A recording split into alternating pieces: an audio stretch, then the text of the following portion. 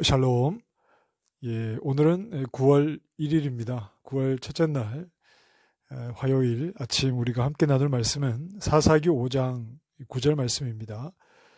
내 마음이 이스라엘의 방백을 사모함은 그들이 백성 중에서 즐거이 헌신하였음이니 여호와를 찬송하라. 예, 아멘. 사사기 5장은 이제 여선지자이면서 사사였던 드보라와 또 전쟁을 이끌었던 바락이 하나님을 향해서 드리는 찬양입니다. 20년 동안 가나안의 야빈이라고 하는 왕이 철병거 900대를 가진 막강한 군사력을 가지고 이스라엘 백성들을 매우 잔인하고 또 심하게 학대를 하며 다스렸습니다. 20년입니다. 그런데 이제 드보라와 또 바락이 이 전쟁에서 승리를 하게 되는데 어떻게 이스라엘이 승리를 하게 되었는가 하면 11절에 보면 여호와의 공의로우신 일, 또 의로우신 일이 있었기 때문입니다. 즉 하나님께서 이스라엘을 도우셨기 때문에 이스라엘이 이 전쟁에서 승리를 하게 되었습니다. 가나안 왕 야빈, 20년 동안 자신들을 압제하던 이 가나안 왕의 군대를 이스라엘 백성들이 이길 수 있었던 것은 하나님께서 그들과 함께 하셨기 때문이죠. 하나님의 임재가 있었기 때문인데 그 임재를 이 드보라가 어떻게 이 찬양 가운데 설명하는가 하면 5절 말씀에 보면 마치 과거 이스라엘 백성들이 애굽에서 나온 후 시내산에 하나님께서 임재하실 때 이스라엘 백성들뿐 아니라 시내산도 두려워서 떨었던 것과 같은, 즉 이스라엘 백성의 역사 속에서 애굽에서 구원하시고 또 그들에게 율법을 주시고 그들과 함께 하신 하나님의 임재 사건과 같은 맥락에서 동일하신 하나님이 지금 이스라엘을 도우셨다 하는 내용을 드보라가 찬양하고 있는 거죠. 자, 이러한 하나님, 유일하신 여호와 하나님을 믿어야 하는 이스라엘 백성이었음에도 불구하고 어리석게도 이들은 8절에 이렇게 말하죠. 여호와를 떠나 새 신들을 택하였습니다. 새 신들을, 여호와를 버리고 새 신들을 섬기다가 결국은 가나안 왕 야빈에게 비참한 그런 통치를 20년 동안 받아오게 되었던 겁니다. 이스라엘은 이 오랫동안의 지배 속에서 창이나 방패 같은 무기도 변변치 않은 상태에서 어떻게 그들이 가나안 왕 야빈을 무너뜨리고 그 통치에서 벗어날 그런 생각을 했겠습니까? 너무나 비참하고 초라한 이런 삶이 끝이 보이지 않는 그런 상황이었습니다. 자, 이것이 드보라가 나타나기 전까지의 상황이었습니다. 자, 7절에 보면 드보라가 자신을 이렇게 말합니다. 나 드보라가 일어나 이스라엘의 어머니가 되기까지 거쳤도다. 자신을 가리켜서 이스라엘의 어머니라고 이렇게 표현을 합니다. 이 표현은 좀 이렇게 해석을 합니다. 드보라가 하나님이 세우신 하나님의 선지자, 여자 선지자였으니까 하나님의 선지자였다는 것을 이스라엘 백성들이 인정을 했다. 그래서 이스라엘의 어머니, 이제 이렇게 비유적으로 좀 표현을 했다고 봅니다. 구약시대 이스라엘의 선지자 가운데 이제 엘리사라는 선지자가 있습니다. 선지자 엘리사 선지자를 향해서 이제 엘리사 선지자가 이제 죽게 되죠. 병에 걸려서 죽게 되는데 이스라엘의 왕 요아스가 엘리사를 찾아가서 내 아버지요 이렇게 부릅니다.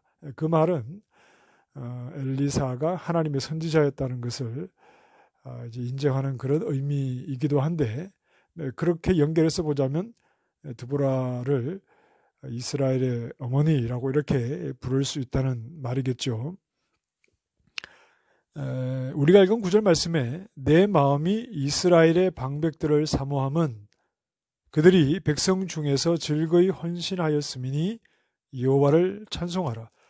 전쟁의 승리는 여호와께로부터 온 것이죠. 그러니 당연히 하나님께 모든 영광과 찬송이 돌아가야 합니다. 그런데 그 승리를 어떻게 이스라엘 백성들이 경험하게 되었는가 하면 이스라엘 백성들이 특별히 방백은 지도자들을 말하지요.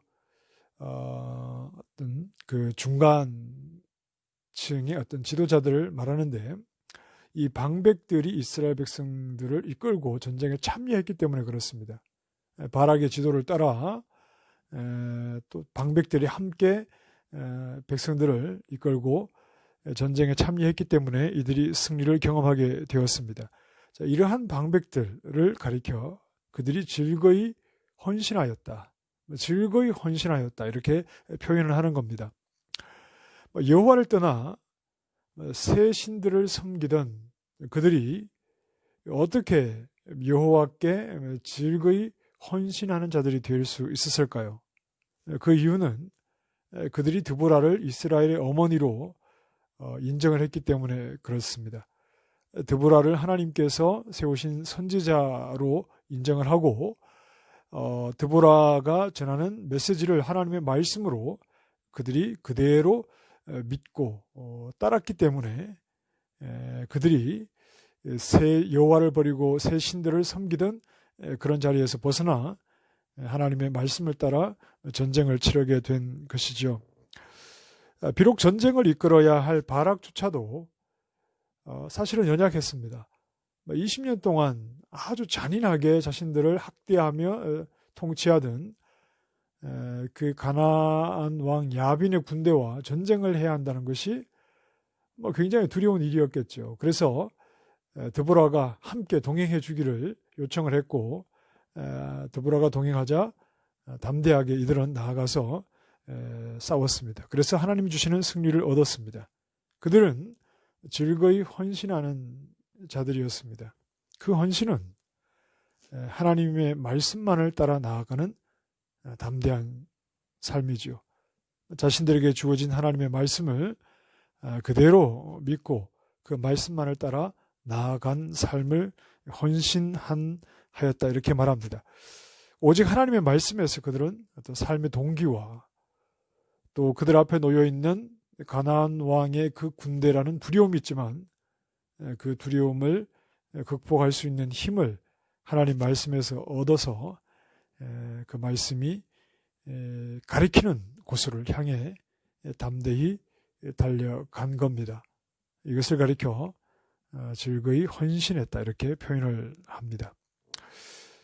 우리에게는 하나님의 말씀이 있습니다.